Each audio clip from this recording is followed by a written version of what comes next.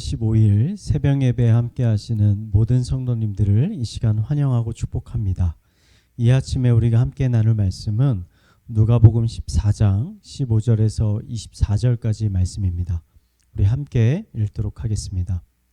함께 먹는 사람 중 하나가 이 말을 듣고 이르되 무릇 하나님의 나라에서 떡을 먹는 자는 복되도다 하니 이르시되 어떤 사람이 큰 잔치를 베풀고 많은 사람을 청하였더니 잔치할 시각에 그 청하였던 자들에게 종을 보내어 이르되 오소서 모든 것이 준비되었나이다 하매 다 일치하게 사양하여 한 사람은 이르되 나는 밭을 샀음에 아무래도 나가 보아야 하겠으니 청컨대 나를 양해하도록 하라 하고 또 한 사람은 이르되 나는 소 5겨리를 샀음에 시험하러 가니 청컨대 나를 양해하도록 하라 하고 또 한 사람은 이르되 나는 장가 들었으니 그러므로 가지 못하겠노라 하는지라. 종이 돌아와서 주인에게 그대로 고하니 이는 집주인이 노하여 그 종에게 이르되 빨리 시내의 거리와 골목으로 나가서 가난한 자들과 몸 불편한 자들과 맹인들과 저는 자들을 데려오라 하니라. 종이 이르되 주인이여 명하신 대로 하였을 때 아직 자리가 있나이다. 주인이 종에게 이르되 길과 산울타리로 나가서 사람을 강권하여 데려다가 내 집을 채우라. 내가 너에게 말하노니 전에 청하였던 그 사람들은 하나도 내 잔치를 맛보지 못하리라 하였다 하시니라. 아멘. 오늘 말씀은 천국에 관한 말씀입니다. 예수님은 천국을 일종의 잔치로 비유하시면서 잔치에 초대를 받았으나 잔치에 참석하기를 거절한 사람들이 어떠한 비참한 결말을 맞게 되는지를 말씀해 주셨습니다. 오늘의 말씀의 핵심을 잘 이해하기 위해서는 예수님이 말씀하신 잔치에 초대를 받은 사람들이 누구인지를 먼저 살펴보아야 할 것입니다. 그들은 아마도 유대인들이었던 것 같습니다. 유대인들은 하나님과 가장 가까운 사람들이었습니다. 그들은 하나님께 선택받은 아브라함의 후손들이었습니다.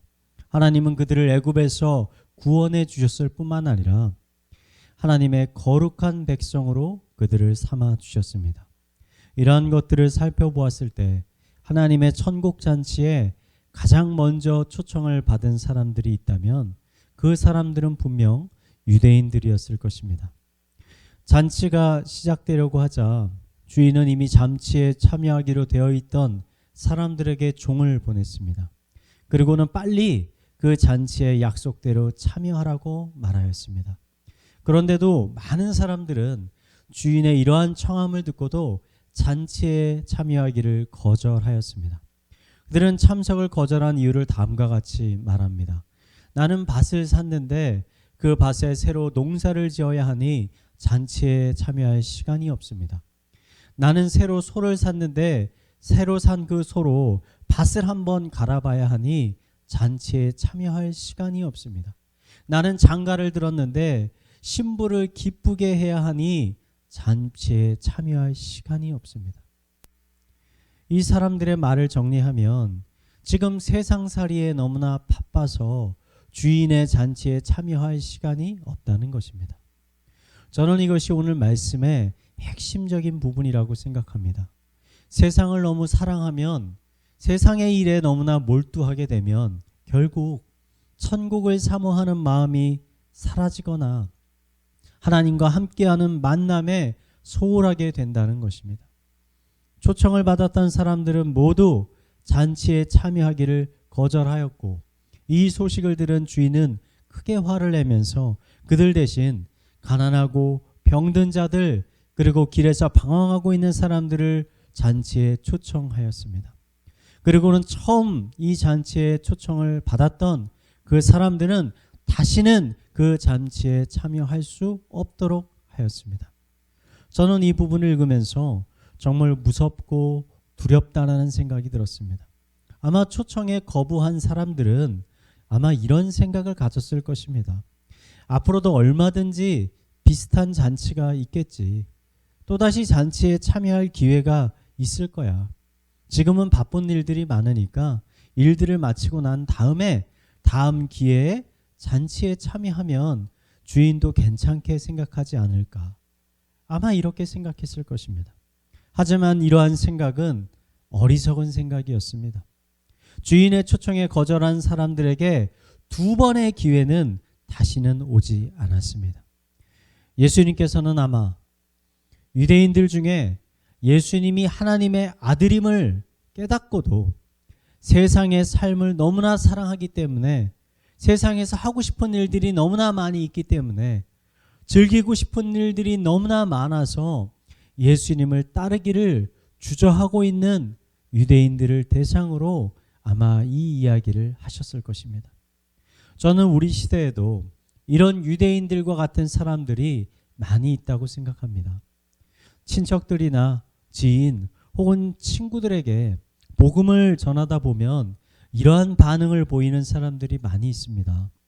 지금은 세상 사는 게 너무나 바쁘니까, 혹은 지금은 삶이 너무나 평안하고 너무나 즐겁고 재미있으니까 지금은 교회 가고 싶은 생각이 없어.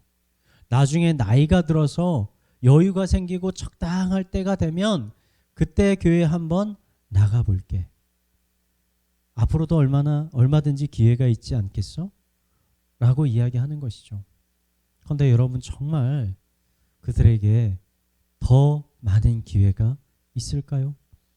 나중에도 그런 기회가 존재할까요?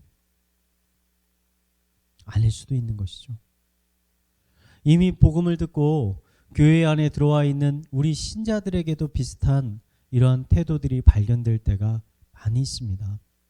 하나님께서는 우리들을 예배의 자리에, 기도의 자리에, 말씀의 자리에 초대하시지만 세상 일이 바쁘다는 이유로 지금은 아니더라도 얼마든지 이후에 예배 드릴 수 있지, 기도할 수 있지, 말씀 읽을 기회나 시간들이 주어지겠지 라고 생각하며 하나님의 이러한 초대들에 우리가 소홀히 대할 때가 얼마나 많습니까?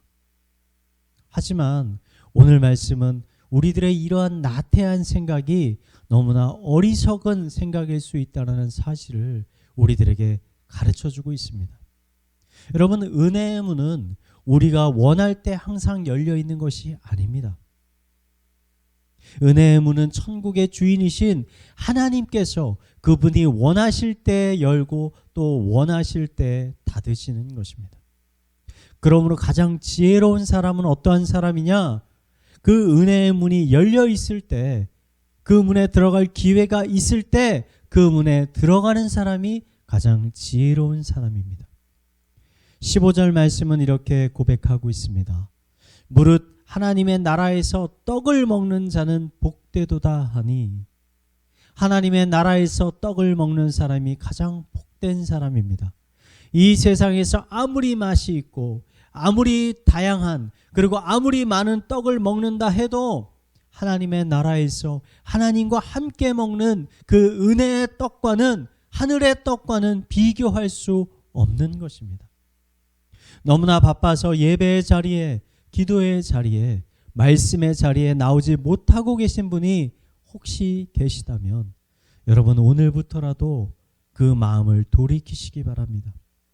하나님의 초청을 거절하는 사람이 아니라 그 초청에 기뻐하며 감사하는 마음으로 그 초대에 응하는 사람이 되시기를 바랍니다. 왜냐하면 이 세상에서 이루어지는 잔치는 언젠가 끝이 나겠지만 천국의 잔치는 영원히 지속되는 잔치이기 때문입니다. 언제 갑자기 우리가 예배하고 싶어도, 기도하고 싶어도 할 수 없는 날이, 그 날이 우리에게 찾아올지 알 수 없습니다. 아무리 바쁜 일이 있더라도 예배의 자리, 기도의 자리, 말씀의 자리에 나아가시기 바랍니다. 분명 하나님은 여러분의 마음 가운데 이 세상이 알 수도 없고 줄 수도 없는 더 큰 기쁨과 만족을 충만하게 부어 주실 것입니다. 오늘 하루도 하나님이 주시는 이 기쁨과 평안을 누리는 성도님들이 되시기를 이 시간 마지막으로 축원드리겠습니다. 우리 한번 말씀을 묵상하며 기도하도록 하겠습니다. 예배할 수 있음이 하나님 은혜입니다. 기도할 수 있음이 은혜입니다. 하나님의 살아있는 말씀을 읽을 수 있음이 은혜임을 고백합니다. 하나님 아버지, 하나님이 우리에게 주신 이 은혜들을 놓치지 않게 하여 주시옵소서. 더욱 열심을 가지고 하나님께 나아갈 수 있게 하여 주시옵소서. 그 가운데 하나님의 놀라운 은혜들을 우리의 심령 가운데 부어주셔서 우리의 영을 새롭게 하여 주시고 새로운 능력과 희망을 허락하여 주시옵소서. 우리 이러한 기도 제목을 가지고 함께 기도하도록 하겠습니다.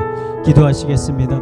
하나님 아버지, 예배할 수 있음이 영광이요 은혜이요 자비요 하나님의 사랑이심을 고백하며 나아갑니다. 하나님을 찬양합니다. 하나님께 기도로 나아갑니다. 하나님을 높이며 나아갑니다. 하나님은 이 시간에도 우리를 예배의 자리로 초청하고 계십니다. 은혜의 자리로 초청하고 계십니다. 교제와 만남의 자리로 우리를 초청하고 계십니다.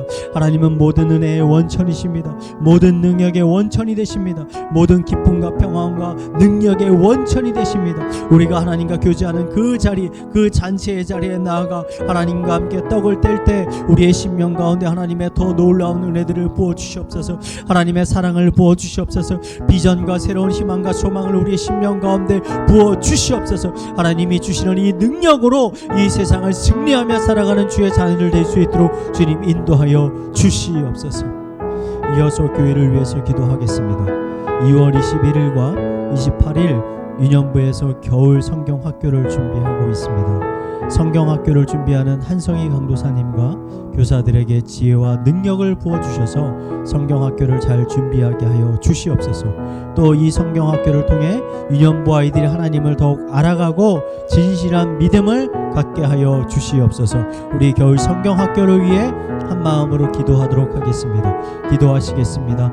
하나님 아버지, 이 코로나의 어려운 상황 가운데서도 성경학교를 허락하여 주심에 너무나 감사를 드립니다. 아버지, 이러한 사모함을 가지고 성경학교를 준비하는 한성희 강도사님, 또 유년부 교사들의 심령 가운데 하나님 성령을 부어 주시옵소서.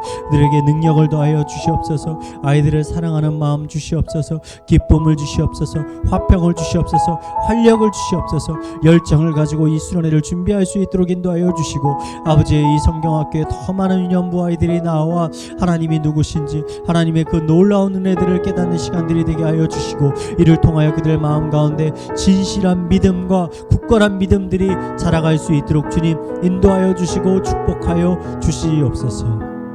우리 이어서 가정과 나라와 개인의 기도 제목을 가지고 계속 기도하도록 하겠습니다. 기도하시겠습니다. 하나님 아버지, 우리의 가정을 위해서 기도합니다. 우리의 가정이 더욱더 하나님의 천국 잔치를 사모하는 자를 낼 수 있도록 하여 주시옵소서. 아버지, 가정 가운데 예배가 회복될 수 있도록 하여 주시옵소서. 기도가 회복될 수 있도록 하여 주시옵소서. 찬양이 흘러넘치는 가정 될 수 있도록 인도하여 주시옵소서. 세상의 것들에 마음을 쏟는 것이 아니라 하나님과의 교제하는 시간에, 하나님께 나아가는 시간에 마음을 쏟는 가정들이 될 수 있도록 주님께서 인도하여 주시옵소서. 축복합니다.